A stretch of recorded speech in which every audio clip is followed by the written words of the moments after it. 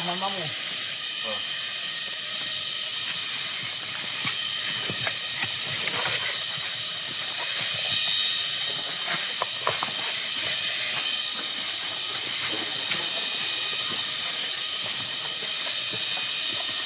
আজকে সাতছড়িতে সরজমিনে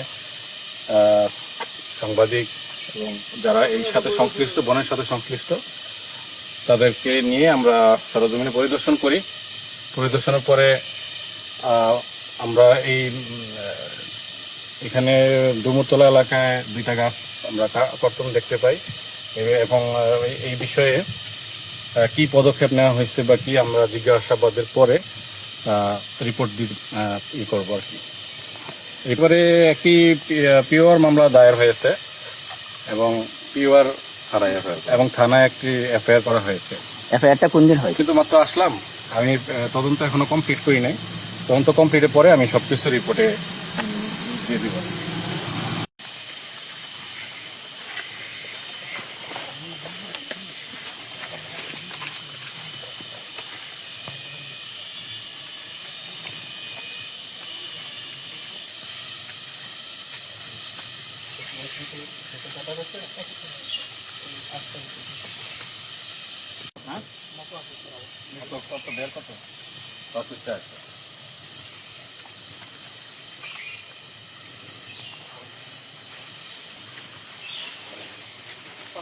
গাছটা হাঁটে